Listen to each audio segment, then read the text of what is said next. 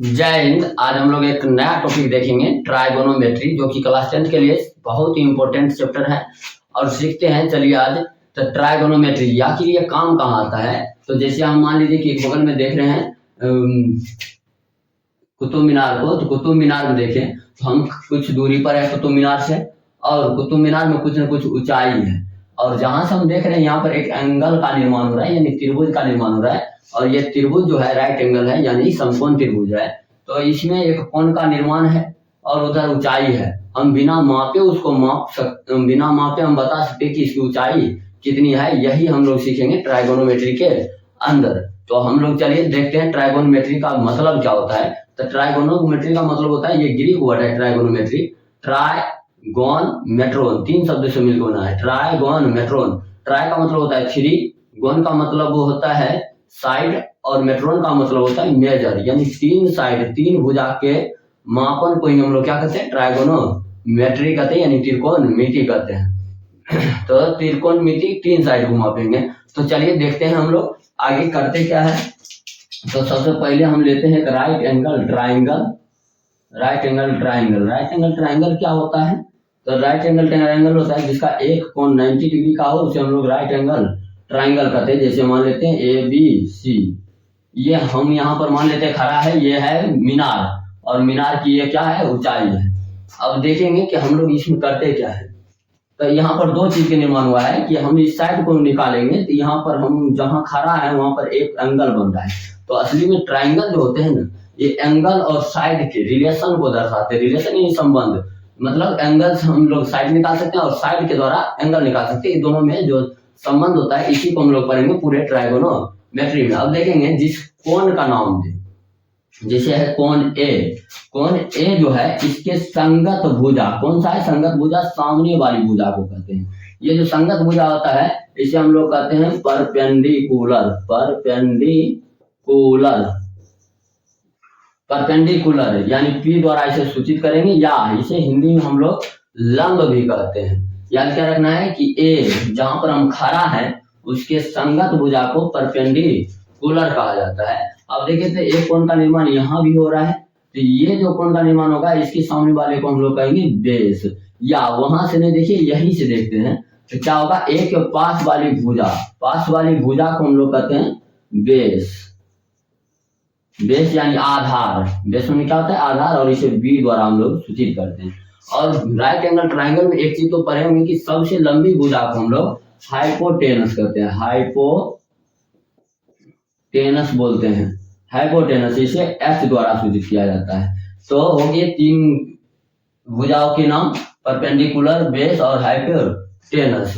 लेकिन दोस्तों यहाँ पर ध्यान क्या रखना है कि हम जो है, मान लीजिए अभी यहाँ खड़ा थे, अब हम ऊपर चल गए, ऊपर से मीनार के नीचे देख रहे हैं, तो ऊपर चल गए, यहाँ पर खड़ा हो गए, तब हम इसका क्या होगा? ये साइड बदल जाएगा। साइड कैसे बदलेगा? अगर ऊपर हम खड़ा हो गए तो इसका जो चित्र बनेगा इस तरह से बन जाएगा। इसको पलट के देखिए, इस तरह से नीचे ला दे तो यहाँ पर आ जाएगा A, यहाँ पर आ जाएगा C, यहाँ A, यहाँ B। अगर इस तरह से पलट गया हो, तो अब क्या होगा कि हम खड़ा कहाँ है? C पर। तो अब ये हो जाएगा इसका परपेंडिकुलर P, और ये हो जाएगा इसका B, इसके साइड वाला। अगर कौन C पर हम जाके खड़ा हो गए ऊपर, तब तो क्या होगा? जब ये हम लोग स्थान बदल देंगे तो साइड भी क्या होगा? बदल जाएगा। लेकिन हाइपोटेनस हाइपोटेनस ही रहेगा, ये बदलता नहीं है। तो चलिए इसके बाद अब हम लोग देखेंगे अगला क्या है कि त्रिकोणमिति का सबसे अचूक मंत्र इसको कहते हैं।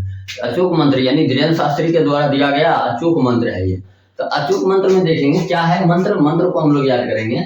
तो मंत्र है पंडित बद्री प्रसाद हर हर बोल, सोना चांदी तोल। फिर से देखेंगे क्या है? पीछे पंडित बद्री प्रसाद हर हर बोल, सोना चांदी तोल। अब इसको क्या है? ये क्या है ये मंत्र? तो अब हम इस मंत्र को समझेंगे। एक बार फिर से रिपीट, पंडित बद्री प्रसाद हर हर बोल, सोना चांदी तोल। तो ये क्या है? तो हम लोग इसको अनुपातिक सूत्र कहते हैं। अनुपातिक सूत्र मतलब समझ लेंगे, अनुपात यानी बट्टा के रूप में हो। तो हम लोग क्या करते हैं, जैसे S है, S होता है साइन, ऐसा क्या होता है साइन थीटा। अब ये थीटा क्या बोला है, तो थीटा है किसी भी एंगल या कोई भी एंगल को दिखाने के लिए हम लोग किसका प्रयोग करते हैं, थीटा। जैसे हम यहाँ खड़ा हो गए, यहाँ पर कुछ ना कुछ कौन बन रहा है, कुछ ना कुछ एंगल है, इस एंगल को हम अभी जानते नहीं है, तो इसको हम मान लेंगे क्या है, थीटा है। थीटा का मान 30 डिग्री, 60 डिग्री, 45 डिग्री कुछ भी हो, तो हम लोग उसको एंगल को क्या मानेंगे, थीटा। तो ये थीटा क्या है, एंगल है। तो साइन थीटा, कोस थीटा और टी से होता है टेन थीटा। ये तीन को याद रखेंगे। और इसका उल्टा भी होता है, साइन का उल्टा इधर से देखें, टेन का उल्टा होता है कोट थीटा, कोट थीटा, और कोस का उल्टा होता है सेक थीटा, और साइन का उल्टा है कोसेक थीटा। ये हो गया इनका उल्टा। अब ये है क्या, तो ये साइन कोस टेन क्या है, इसका प्रयोग ट्राइगोनोमेट्री के लिए पहली बार आर्यभट्ट जी ने किए थे।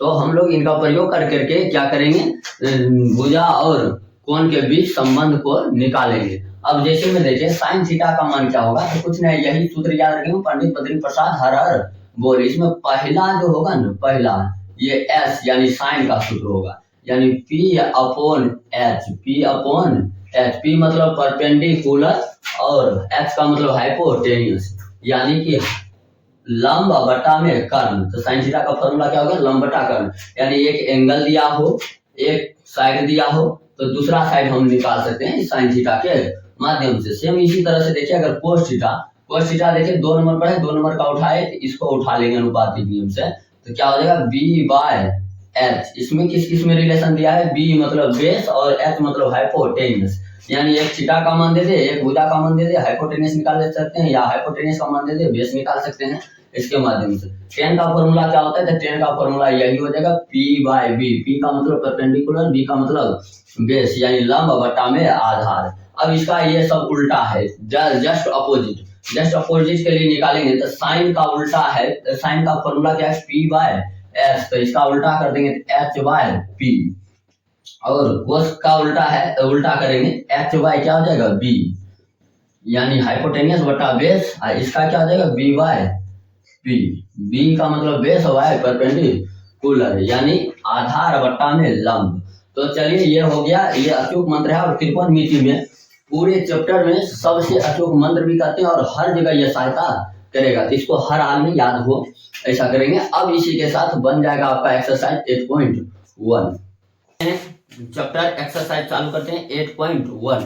8.1 का पहला सवाल है कि त्रिभुज ABC में जिसका कोण B समकोण है, AB का मान है 24 सेंटीमीटर और BC का मान है 7 सेंटीमीटर। तो कहता है निम्नलिखित का मान ज्ञात कीजिए। इसमें 2 क्वेश्चन दिया गया है, तो हम लोग देखेंगे। सबसे पहला तो दिया है कोण ABC, एक समकोण त्रिभुज है ABC, इसमें B कोण समकोण है, हम बना लिए समकोण।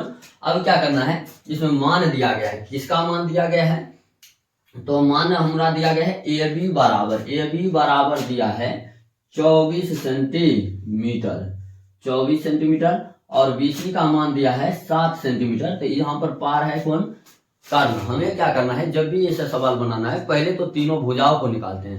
तीनों भुजा में देखें तो यहाँ पर कर्ण दिया ही नहीं, तो कर्ण के लिए हम फॉर्मूला लगाएंगे पाइथागोरस। हमेशा कोई भी इसमें से भुजा निकालना हो तो पाइथागोरस लगा देंगे। और पाइथागोरस फॉर्मूला है एच स्क्वायर बराबर P square plus B square. H square बराबर पी का मान कितना है, पी का मान तो ये हो गया 24 का स्क्वायर प्लस 7 का स्क्वायर। एच स्क्वायर बराबर हो जाएगा 24 का स्क्वायर कितना होता है 576 प्लस 49, यानी एच बराबर डायरेक्ट लिखे, दोनों को जोड़ दे तो 625 हो जाता है, और एच रूट निकलेगा 25, यानी कि कर्ण जो आया है वो कितना आ गया है, 25 आ गया है। ये पहले तो ये भुजा निकालिए। अब क्वेश्चन को हम देखते हैं। तो पहला क्वेश्चन में कहता है साइन ए कोस ए, दूगों का मान निकालना है। तो हम लोग लिखते हैं साइन ए, क्या निकालना है, साइन ए। साइन का पहले फॉर्मूला लिखेंगे, तो साइन का फॉर्मूला क्या होता है, पी बाय एच। पहले तो फॉर्मूला लिख लीजिए पी बाय एच। अब देखेंगे यहाँ नाम दिया है साइन ए, ए का मतलब ए पर हम खड़ा है, तो बोलिए लंब कौन होगा, तो इसके सामने वाली बता देते सम्मुख भुजा। सम्मुख भुजा क्या होगा, इसका लंब होगा, यानी BC। लंब कौन हो गया, BC, और H तो हमेशा ऐसे रहेगा AC, सबसे लंबी भुजा AC। तो तो बराबर हो जाएगा, बीसी का मान कितना दे रहे हैं, बीसी का मान है 7/25 हो गया, यही हमारा आंसर। दूसरा है कोस ए, क्या होता है बी या बाय एच बराबर में बी बाय एच। अब देखेंगे कि ए का मान है, ए के लिए ये लंब हो गया, समूह भुजा क्या हो जाएगा लंब, जो इससे जुड़ा है ये हो गया आधार। तो आधार कितना है, यानी बी का मान कितना हो गया 24, यानी ए बी, तो ए बी बटा में ए सी, यानी कि ए बी का मान कितना 24 बटा में 25 है, यही हमारा हो गया आंसर। अब दूसरा जो क्वेश्चन है, दूसरा क्वेश्चन क्या कर रहे हैं, तो दूसरा क्वेश्चन कर रहे हैं साइन सी और कोस सी का मान निकालना है। तो साइन सी और कोस सी, तो साइन के लिए पहले फॉर्मूला क्या है पी बाय एच, और कोस सी का भी निकालना है। तो कोस सी का, कोस का फॉर्मूला क्या है बी बाय एच। बस ये तो पहले फॉर्मूला लिखना ही है, बस वही मंत्र के हिसाब से। और इसको देखें कि साइन सी है, सी है तो सी पर खड़ा है, तो इसके सम्मुख भुजा क्या होगा लंब, और ये इससे जुड़ा हुआ आधार। तो हम लोग यहाँ पर लंब लिखेंगे, तो लंब कौन हो जाएगा 24, तो यानी कि ए बी, यानी ए बी बटा में ए सी, और इसका भी लिखे लेते हैं साथ ही साथ। बी है, सी के लिए बी कौन होगा जो इससे जुड़ा है, यानी बी सी, यानी बी सी बटा में ए सी।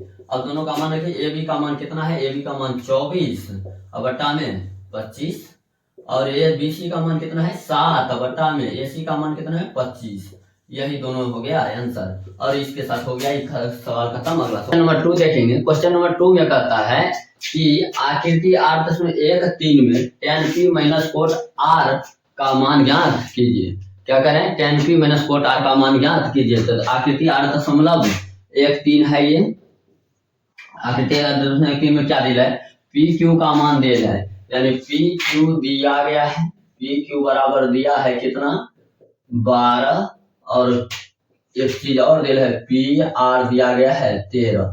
ये सब जो है ना, पहले तो एक भुजा निकालूंगा, यानी हमारा आधार है गायब है, तो आधार को हम निकालेंगे, यानी क्यू आर निकालें, तो क्यू आर बराबर क्या हो जाएगा, तो रूट अंडर कौन चीज हो जाएगा पी आर का स्क्वायर माइनस पी क्यू का स्क्वायर। देख लीजिए क्या हुआ, आधार स्क्वायर बराबर कर्ण का स्क्वायर माइनस आधार का स्क्वायर, इधर पाइथागोरस लिख दिए, तो हम डायरेक्ट निकाल देते हैं। तो क्यू आर बराबर क्या हो जाएगा, पी आर है 13 का स्क्वायर और माइनस 12 का स्क्वायर, 13 का स्क्वायर कितना होता है 169 और माइनस 144, क्यू आर बराबर कितना हो जाएगा, ये रूट अंडर 25, और 25 का वर्गमूल निकल के कितना आता है 5, यानी आ गया इसका मान कितना आ गया है 5, क्यू आर का मान 5। अब जो निकालने कहा जाए निकालिए, इसके लिए क्या करेंगे, इतना जो काम करते हैं तो कभी कभी ये ऑब्जेक्टिव में आते हैं, और ऑब्जेक्टिव में क्या इतना समय दें, तो ये इतना समय नहीं देना है, इसके लिए कुछ याद रखेंगे जिसको हम लोग कहते हैं पाइथागोरस त्रिक।